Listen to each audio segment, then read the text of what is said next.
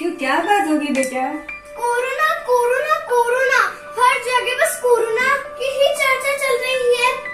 उठो तो कोरोना का डर, बैठो तो कोरोना का डर, सो तो कोरोना का डर, कुछ खाओ तो कोरोना का डर, कुछ पियो तो कोरोना का डर, कोई मेहमान हमारे घर में आए तो कोरोना का डर, हम बाहर जाए तो कोरोना का डर।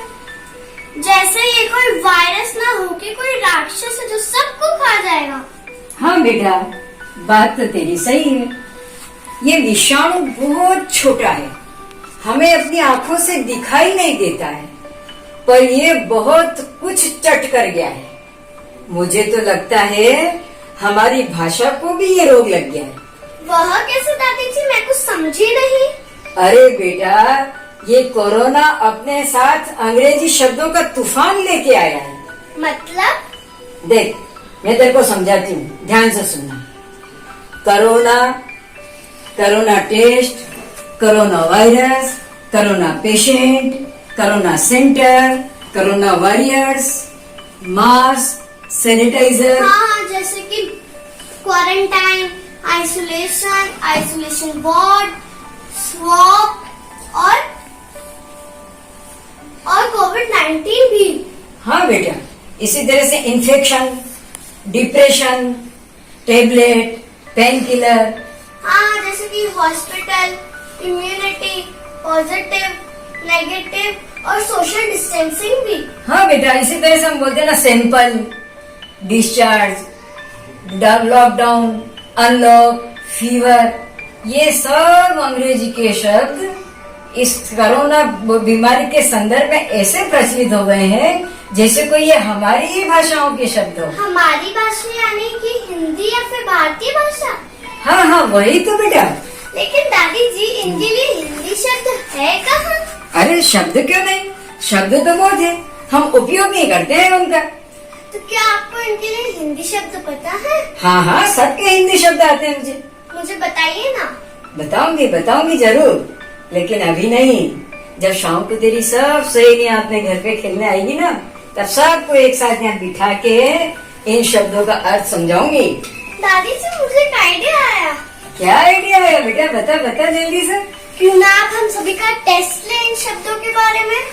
अरे हाँ, ये विचार तो तेरा बहुत अच्छा है, अब ऐसा ही करेंगे अपन। लेकिन दादी जी, इनमें से कई शब्द ऐसे भी तो हो सकते हैं जिनके लिए सच में कोई अर्थ ना हो हमारी हिंदी भाषा में, या फिर कोई शब्द ही ना हो। क्यों नहीं है, हम अपने नए शब्द भी तो बना सकते हैं। जैसे कोशिश करने में क्या तकलीफ, जैसे सोशल डिस्टेंसिंग, इसके लिए 2 गज की दूरी, ऐसे हम शब्द बना सकते हैं। अरे वाह दादी जी, फिर तो बहुत मजा आएगा। You are great. You are great नहीं कहते हैं दादी जी, आप महान हो ऐसा कहते हैं। दादी जी, आप महान हैं। हाँ। प्रिय भारतवासियों, आपको कैसा लगा दादी पोती का यह संवाद? दरअसल यह हमारी प्रतियोगिता का पहला अंक है। क्या आप भी इस प्रतियोगिता में शामिल होना चाहेंगे? यदि हाँ, तो आपका स्वागत है। आपको दादी और पोती के इस संवाद में आए सभी शब्दों के हिंदी शब्दार्थ बताना है और अपने उत्तर 9302129300 पर हमें प्रेषित करने हैं। आइए हम आपको प्रतियोगिता में शामिल होने के कुछ प्राथमिक नियमों की जानकारी देते हैं। स्वर्णिम भारत समर्थ भारत प्रतियोगिता के नियम। प्रतियोगिता के प्रत्येक अंक में कुछ प्रश्न पूछे जाएंगे जिनके उत्तर केवल हिंदी भाषा में स्वीकार्य होंगे।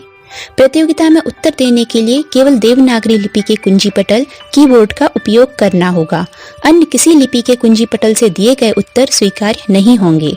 प्रतियोगिता में भारत और भारतीय भाषाओं के विषय को मुख्य रखते हुए किसी भी विषय से संबंधित प्रश्न पूछे जा सकते हैं। प्रतियोगिता में किसी भी उम्र, जाति, धर्म, वर्ग, लिंग, देश तथा विदेश के लोग भाग ले सकते हैं।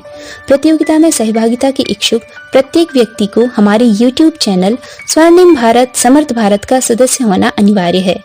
यह सदस्यता पूरी तरह निशुल्क है। प्रत्येक सहभागी को हमारे चैनल पर प्रकाशित प्रथम से अंतिम तक सभी दृश्यांक देखना सुनना अनिवार्य है, क्योंकि अधिकांश प्रश्न इन अंकों से प्रकाशित सामग्री में से ही पूछे जाएंगे, लेकिन अन्य स्रोतों से भी कुछ प्रश्न पूछे जा सकते हैं। प्रत्येक सहभागी को अपने उत्तर हमारे द्वारा सूचित किए गए नंबर पर WhatsApp पर प्रेषित करना होंगे। अंतिम प्रतियोगिता दीपावली के उपरांत होगी, जिसकी तिथि और स्वरूप उचित समय पर घोषित किए जाएंगे।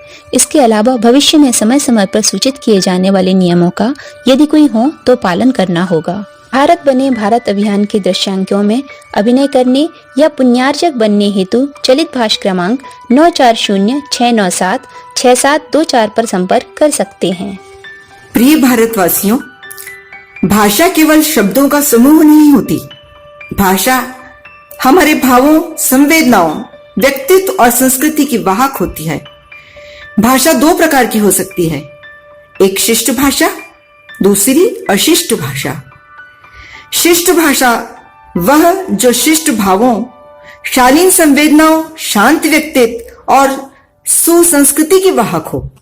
अशिष्ट भाषा वह जो अशिष्ट भावों, अश्लील संवेदनाओं, अशांत व्यक्तित्व और अपसंस्कृति की, कुसंस्कृति की वाहक हो। आइए भारत को भारत बनाने के लिए हम शिष्ट भाषा को अपनाएं, भारतीय भाषाओं को अपनाएं। है भारत नाम बड़ा प्यारा, इसे फिर से जगमगाना है।